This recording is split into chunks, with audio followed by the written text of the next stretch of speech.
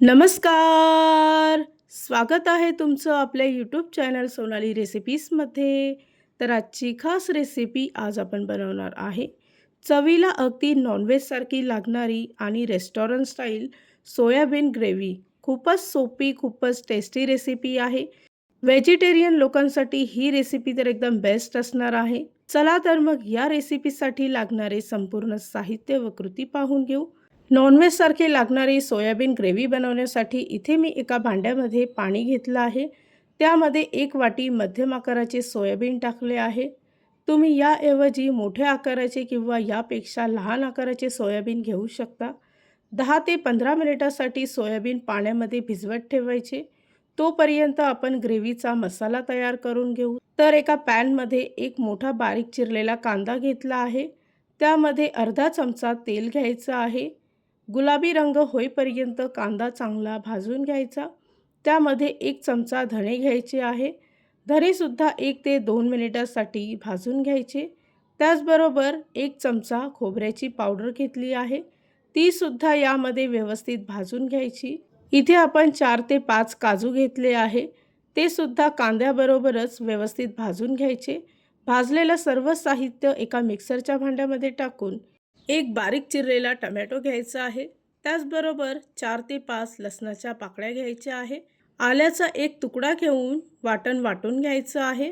10 ते 15 मिनिटानंतर सोयाबीन इथे चांगले भिजले असतील त्याच्यातील एक्स्ट्राचं पाणी काढून टाकायचं आहे. त्यानंतर एका पॅनमध्ये 1 चमचा तेल टाकून अर्धा चमचा हळद घ्यायची आहे. अर्धा चमचा मीठ टाकून 2 मिनिटासाठी सोयाबीन त्यामध्ये फ्राय करून घ्यायचे आहेत.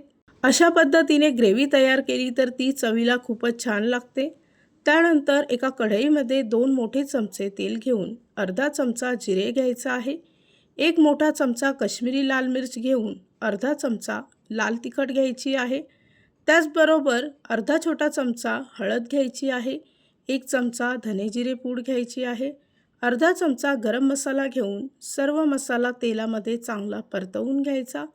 त्यानंतर वाटलेलं वाटण यामध्ये टाकून 1 मिनिटासाठी मसाला चांगला परतवून घ्यायचा आहे. त्यानंतर यावर झाकण ठेवून 2 ते 3 मिनिटासाठी मसाला मंद आचेवर शिजवून घ्यायचा आहे. या रेसिपीसाठी लागणारे संपूर्ण साहित्य व कृती मी तुम्हाला डिस्क्रिप्शन बॉक्समध्ये दिले आहेत, तर तुम्ही तिथे जाऊन चेक करू शकता. मसाला शिजून झाला की त्यावर अशा पद्धतीची तरी येईल. त्यानंतर मसाला पुन्हा एकदा मिक्स करून घ्यायचा आणि त्यामध्ये फ्राय केलेले सोयाबीन टाकायचे आहे व पुन्हा एकदा सर्व मिश्रण व्यवस्थित मिक्स करून घ्यायचं. त्यानंतर यामध्ये 1 मोठा ग्लास पाणी टाकायचं आहे. 1 चमचा मीठ किंवा चवीपुरता मीठ टाकून मिश्रण मिक्स करून घ्यायचं.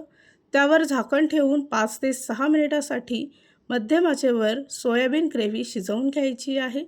इथे आपली रेस्टॉरंट स्टाईल चवीला अगदी नॉनव्हेजसारखी लागणारी सोयाबीन ग्रेव्ही तयार झाली आहे. जर कोणी नॉनव्हेज खात नसेल तर त्यांच्यासाठी ही रेसिपी एकदम बेस्ट असणार आहे. ही रेसिपी तर तुम्ही नक्की ट्राय करून बघा, तुम्हाला खूपच आवडेल. जर का तुम्हाला हा आजचा व्हिडिओ आवडला असेल तर प्लीज लाईक, शेअर आणि कमेंट करा.